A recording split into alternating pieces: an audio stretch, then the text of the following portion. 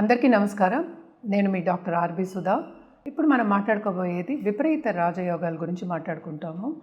So విపరీత రాజయోగాలు ఎలా form అవుతాయి, అసలు ఏమిస్తాయి అంటే ఏంటంటే ఎవరికైనా కావాల్సింది రిజల్టే కదా. సో ఎలా ఫామ్ అవుతాయి, ఎలా రిజల్ట్స్ ఇస్తాయి అనేది చూద్దాము. మనం జనరల్గా జాతక రీత్యా చూసాము అంటే 12 భావాలు ఉంటే 12 హౌసెస్ అంటే రాసులు అని చెప్పుకుంటూ ఉంటాము. ఇదేంటంటే లగ్నాత్ ఎక్కువ చూసుకుంటాం, అలాగే రాశి వారిగా కూడా చూసుకుంటూ ఉంటాం అన్నమాట.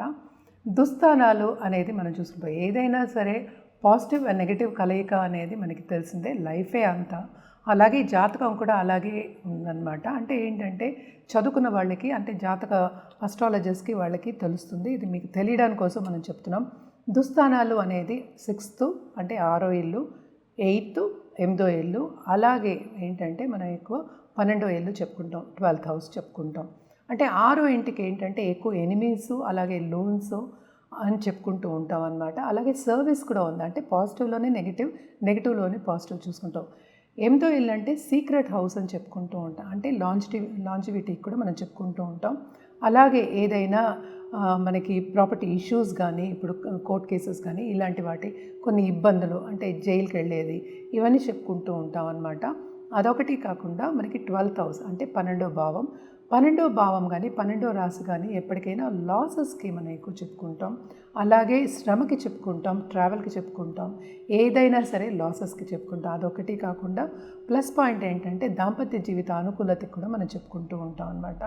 అలాగే 6th హౌస్లో మనకి ఎప్పటికైనా సరే బెనిఫిట్స్ అంటే ఏంటి, మంచి చేసే గ్రహాలు. మనం ఎప్పటికైనా కొన్ని గ్రహాలు, మనకి 9 గ్రహాలు ఉన్నాయని తెలుసు. మంచి గ్రహాలు అలాగే ఏంటంటే మంచి చేసే గ్రహాలు, అలాగే కొంతవరకు చెడు చేసే గ్రహాలు అని పరిగణించున్నామన్నమాట. సో ఏదైనా సరే జాతక రీత్యా చూడవలసిందే. సో ఇప్పుడు మనం విపరీత రాజయోగం అంటే ఏంటంటే మనం రజనీకాంత్ గురించి కూడా మనందరూ చెప్పుకుంటూ ఉంటారు. అంటే మార్స్ ఎగ్జాల్టేషన్లో ఉన్నారని మనకి టైం సరిగ్గా తెలియదు అనుకోండి, బట్ ఏంటంటే సినిమా యాక్టర్స్కి చెప్పుకుంటూ ఉంటాం.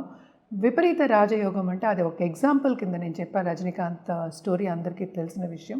అంటే ఏంటి, బస్ కండక్టర్ కింద ఉండి అక్కడి నుంచి ఆయన ఇంత ఫేమ్కి వచ్చారనమాట. అంటే ఆయన కష్టంతో పైకి వచ్చారు. కష్టపడిందే ఏది రాదు, కానీ మనకి టైం అంటే కాలం కూడా కలిసి రావాలన్నమాట. సో ఇవన్నీ ఏంటంటే 3 కింద ఉంటాయి, అంటే 6, 8 and 12th హౌసెస్.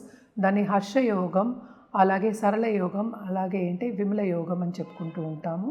అంటే ఏంటి, 6th లార్డ్ 8లో ఉన్న, 8th లార్డ్ 12లో ఉన్న, 12th లార్డ్ 6లో ఉన్న, అంటే కలయిక కానీ ఒక పరివర్తన యోగం కింద మనం 6th లార్డ్ 8లో ఉండడం, పరివర్తన కాదు, ఆ ఇంట్లో ఉండడం కానీ ఉంటే కనుక మన ఈ యోగాలని చెప్పుకుంటూ ఉంటాం.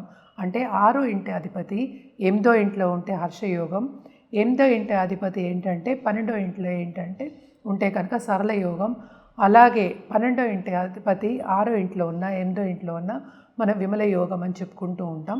అదేంటంటే ఓన్ హౌస్లో ఉన్నా కూడా మనం చెప్పుకుంటూ ఉంటాం అన్నమాట. సో ఎలా ఈ యోగాలు ఫామ్ అవుతాయి అనేది మనం మాట్లాడుకున్నాం. ఏమి ఇస్తాయి అనేది నేను ఒక ఎగ్జాంపుల్ చెప్పాను.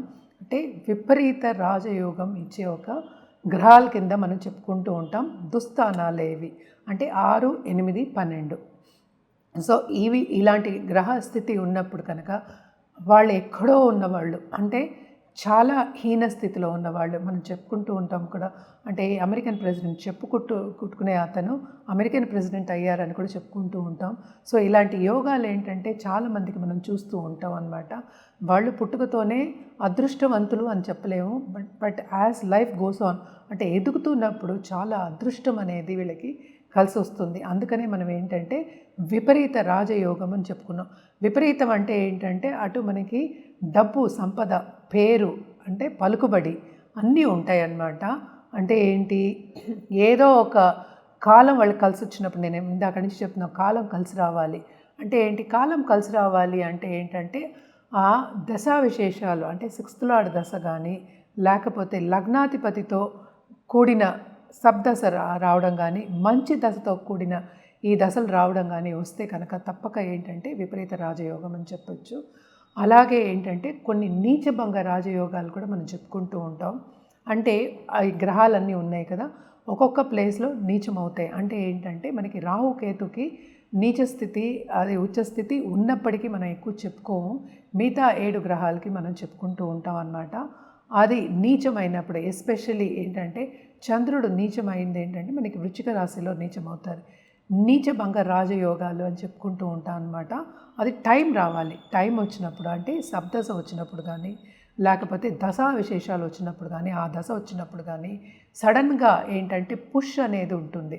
అంటే మంచి ఆపర్చునిటీస్ ఇచ్చినప్పటికీ కొంతమంది తీసుకోలేకపోతారు. సో అందుకని టైం అనేది మనకి కరెక్ట్ ఉండాలి.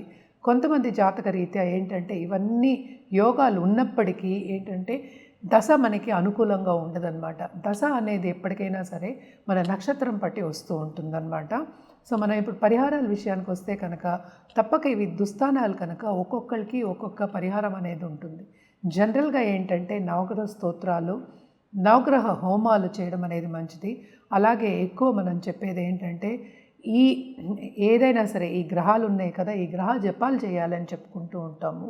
అందుకనే జనరల్గా నవగ్రహ జపాలని చెప్పేసాను. అలాగే ఏంటంటే శక్తి పూజలు చేసే వాళ్ళకి ఎప్పటికైనా చెప్పడం ఏంటంటే శక్తి పూజలు చేసే వాళ్ళకి, నిత్యం చేసే వాళ్ళ శక్తిని కొలిచే వాళ్ళకి తప్పక ఏంటంటే పాజిటివిటీ అనేది ఎక్కువ ఉంటుంది.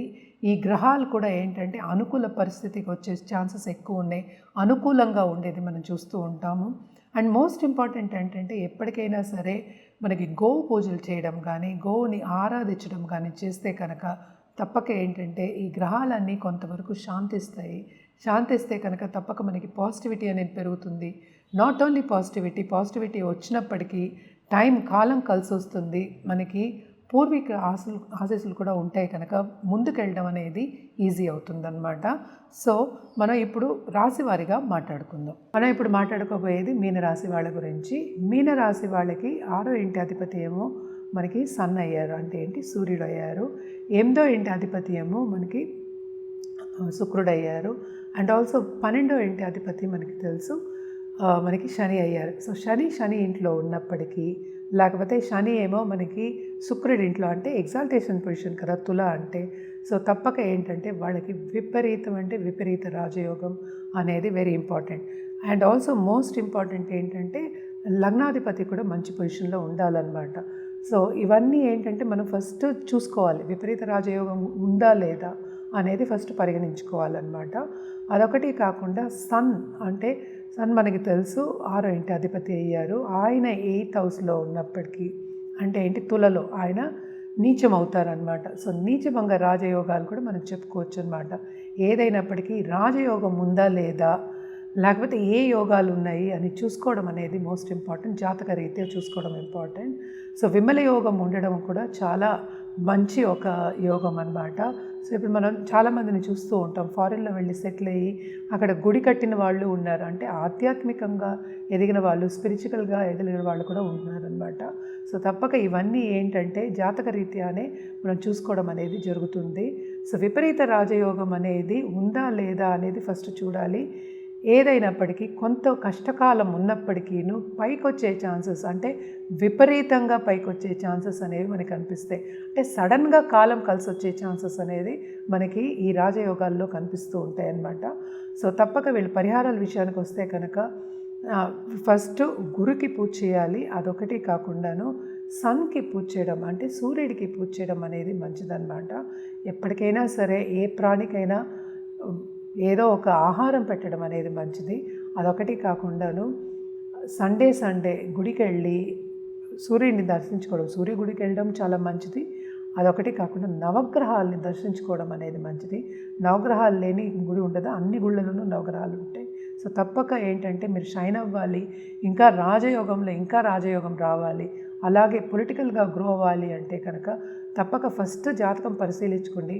పరిహారాలు చేయడం అనేది వెరీ ఇంపార్టెంట్. సో ఎప్పటికైనా సరే విపరీత రాజయోగం అనేది ఏంటంటే కొంత కష్టకాలం ఉన్నప్పటికీ, కష్టం లేదే అంటే ఏంటి ఫలితం లేదని మనం ఎప్పుడు చెప్తూ ఉంటారు, పెద్దవాళ్ళు కూడా చెప్తూ ఉంటారు. సో కొంత కష్టకాలం ఉన్నప్పటికీ నీరసపడకుండాను, ఆయన ఉద్రేగానికి వెళ్లకుండాను, కోపతాపాలు తెచ్చుకోకుండాను పేషెంట్గా ముందుకెళ్తూ ఉంటే విపరీత రాజయోగం వచ్చే టైం పరిగణించుకుని, అంటే జాతక రీత్యా పరిగణించుకుంటే తప్పక ఏంటంటే ఆ పుష్ అనేది ఉంటుంది మీకు. అంటే ఏంటి మంచి ఆపర్చునిటీస్ వస్తాయి. ఎక్కడో ఏమి సాధించలేము అనుకున్న వాళ్ళందరూ సాధించిన వాళ్ళు చాలామంది ఉండాలి. అంటే ఏంటి పేషెన్స్ ఉండాలి, పర్సీవరెన్స్ ఉండాలి, పట్టు విడుపు లేకుండా ముందుకు సాగే ఒక దశగా నడుస్తూ ఉంటే కనుక తప్పక విపరీత రాజయోగం అనేది విపరీతంగా ఉంటుంది మీకు. ఇవన్నీ ఏంటంటే మోస్ట్ ఇంపార్టెంట్, జాతక రీత్యా ఎప్పుడు వస్తుంది అనేది టైం అనేది వెరీ ఇంపార్టెంట్. టైం పరిగణించుకుని మనం చేయడం అనేది అంటే పరిహారం చేయడం అనేది వెరీ ఇంపార్టెంట్. పరిహారం కూడా ఎందుకు చెప్తాము అంటే ఈ టైం వచ్చే వరకు, ఈ కష్టకాలం తీరి మంచి కాలం వచ్చే వరకు కొంతవరకు ఓర్పు కావాలి కనుక, నీరస పడకూడదు కనుక తప్పక ఏంటంటే మన రెమెడియల్ మెషర్స్ కానీ పరిహారాలన్నీ చెప్పడం అనేది జరుగుతుంది. ఎప్పటికైనా పాజిటివ్గా ఉంటే పాజిటివ్గా జరుగుతుందనేది మనకి ఏంటంటే జాతక రీత్యా కాకుండా జనరల్గా కూడా మన పెద్దవాళ్ళు చెప్పున్నారనమాట. సో కష్టకాలం అనేది తీరాలి, మనకి విపరీత రాజయోగం పట్టాలి అంటే ఫస్ట్ జాతక చూపించుకోవాలి. జాతక రీత్యానే ఇవన్నీ చెప్పడం జరుగుతుంది. అది కూడా టైం అనేది చెప్పడం జరుగుతుంది. దానికి పరిహారాలు కూడా ఏం చేయాలి అనేది చెప్పడం జరుగుతుందన్నమాట. అది పూజ అవ్వచ్చు, జపం అవ్వచ్చు, లేకపోతే జాతిరత్నం అవ్వచ్చు, లేకపోతే ఇంకో చిన్న పరిహారాలు కూడా అవ్వచ్చు. సో నిత్యం పూజ చేసుకునే వాళ్ళు తప్పక నిత్యం పూజ చేసుకోవచ్చు.